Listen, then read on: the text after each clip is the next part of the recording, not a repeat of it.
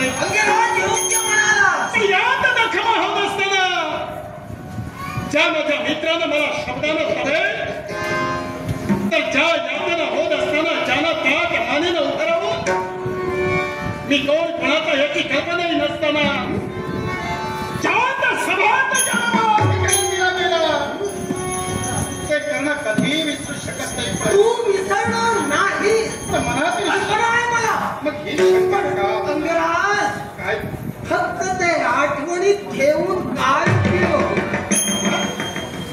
ज्या मित्रानं जे तुला यातना देत होते अंगराज मला कल्पना नाही.